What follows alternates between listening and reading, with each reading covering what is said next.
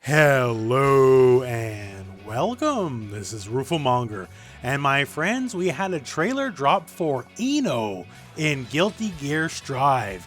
She is the 15th and final character for the launch version of the game, and of course there will be more characters. We know of at least 5 coming in the first season, and Arc System Works has promised this game will have a long lifespan, but for launch characters this is what we get. And by the way, looks like $1,000,000. I love the redesign.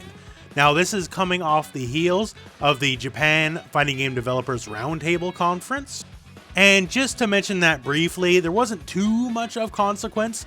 Some of it was hard to get anyways because there was massive errors coming from translation and audio issues, unfortunately. But before we get to the Eno breakdown, just very quickly, the biggest takeaways besides the trailers themselves, and we got stuff like the Prime Minister of Poland is the next Tekken character, and we have Jizuru for upcoming King of Fighters 15, is they do say, hey, there's gonna be Sega at the next one of these, saying basically, you know, Virtua Fighter is gonna be a proper thing, and that's fantastic. And also, one of the unannounced characters in the Samurai Showdown Season 3 pass will be a Guilty Gear character. Could be Baiken, probably is Baiken, could be Nagoriyuki, heck, it could be Johnny, who knows. Now that all said, let's get to the trailer breakdown here, and once again, I just want to gush. The new look for Eno is amazing. I've never really been an Eno main back in the day, but Eno's always screamed style to me, and style she's got in spades. This new look is everything, and the glasses I feel is like just the cap of the look, just amazing. 10 out of 10. I like this redesign more than the classic outfit. Just utterly and totally fantastic. And our first little bit of gameplay is the utter classic. This is one of the reasons you play this character. So Eno cannot do a traditional run or dash or anything. She does the Morgan from Darkstalkers style fly upwards. So every time you're on the ground, you hit forward instead of the dash or the run. This is what's going to happen. And this is an ultra core part to Eno's gameplay identity, if you will. So here she's doing it into jump slash, but so much of this leads to her mix-ups. Like, am I going to hit you with a double overhead or one overhead and land and hit you with a low, or just empty into a throw or whatever, that kind of stuff. This is everything what she's about. Then we go into this whole insane little sequence here where you block 4 overheads and then get thrown. So first is that. So Eno does a diagonal down forwards air dash, and that is all the way brand new. She has the funky air dash style thing on the ground, sure, but her air movement in the air is just traditional dashes normally. So being able to do this diagonal thing, that's all new. I don't know if that's just a regular dash or a command move, like a special. Have to wait and see, but makes her a lot scarier than usual, for sure.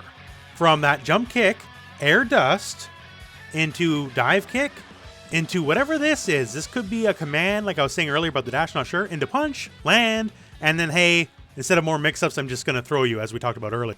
For the dive kick, it's very important, actually. In other games in the franchise, she has all sorts of angles of diving attacks. Air movement, air combat is very big for her. And after it gets blocked, you can freely dash forward or backwards. Kind of a big deal. We get a look here at Stroke the Big Tree, and I know that move sounds like innuendo, and well, that's the kind of character Eno is, right? And this move's always been ridiculous in that it can go underneath just about everything. And to top it off, classically, there's 2 versions, the slash and heavy slash version, and the heavy slash version is usually plus on block, and usually small combo on hit. So for people who don't know how to deal with this move, it's eminently spammable. You can just go absolutely crazy with it. From there, we get a little look at, I'm assuming, what is her battle intro, and then a bunch of clashes. So strikes can hit each other and just kind of bounce off each other like many Arc Sys games. And then we get this here. So this is new and this is interesting. Now, if you know your Guilty Gear, the super itself, you might say, well, it doesn't look too different, right? It's kind of like the classic. But what is very different is she's doing it on the ground. This super used to be air only, could not do it any other shape or form. You had to jump to get it done, right? Now, there was tricks to be sure. There were ways around it. In older games, to get around the air only thing, you could use the Tiger Dean technique to do it very low to the ground. But other than that, that was it. Also, this move, they're clearly telling us this is effectively frame 1 invincible startup, so this will be a good get off me move, which is great because Ino's defense is usually pretty weak. Moving on, even more new stuff. So jump slash into a backdash, that's not something she can do. So once again here, when we're talking about the air mobility, it's already looking a little bit different than usual. Does she have some sort of command special move for aerial mobility? Because that's what I'm thinking at this point, because that's not something you can do. So maybe she has like an 8-way air dash special move. For the punish, we see forward heavy slash. Yes, that is both a microphone stand and a mace, just so you know, because Ino just works that way. Next, we see here close slash into heavy slash and her projectile. So her projectile is actually very unique. One, it's controllable. So you can hold up or down and you choose if it goes up or down, right? You can shift its directions. And also, the longer the move travels, the more hits it will do. If it's only up close, it'll only be a single hit. If it's, say, the full screen, it can be up to 5 hits. It's another big part of her arsenal, as it's basically you shoot it wherever, because she can do it while jumping as well, and then follow behind it and then do your mix safely, hiding behind your own fireball. From that whole sequence, though, we have this. We have Chemical Love. Chemical Love is one of her signature moves. And as you can see here, it clearly and cleanly beats Kai's fireball and still hits him. And for my money, it looks like it hits a little bit further away from the Exard version. In Exard, the range was nerfed from the earlier X2 series of games, which I never really liked. So maybe I'm reading too much into it. Just looks like it has a little bit more range. We'll see. We'll see at launch. One of the things, though, hopefully keeps the newer motion of quarter circle back, because the old motion is something you guys would not like, because it was half circle back forward kick. So hopefully we don't go back to that. We get a little taunt off here and a little bit of a story bit. I'm assuming she'll have some sort of plot relevance. And then our next little gameplay sequence is this. So she does her charge dust attack and we get the whole stage switch. And then in for a little surprise, but it was mentioned before, what? There's 2 characters on screen she's fighting? Well, that's the thing. So Dramatic Battles was promised for single player. And so far, only single player. So I don't know if you want to get your hopes up on this weird, like, 2 versus 1 handicap mode for our online. The rollback might be really, really good, but I don't know if it'll be that good. And here we get another super. So this is a hint towards Megalomania. We don't get to see the whole animation. Gotta wait for launch, I guess.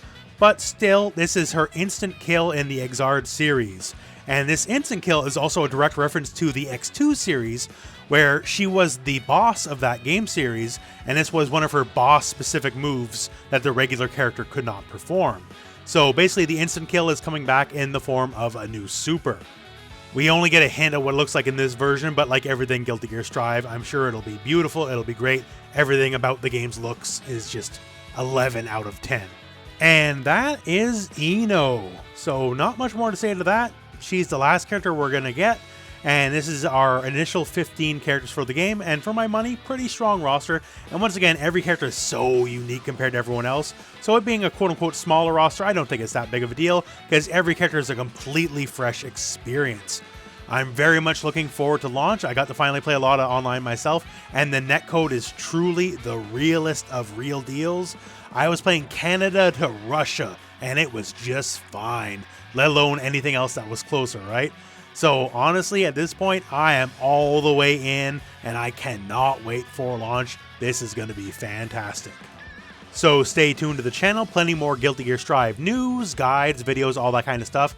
This game will be getting the royal treatment on this channel. And otherwise, my friends, that is the end of this video. So thank you very much for watching. Hope this video has found you well, and hey, go out and play some Guilty Gear.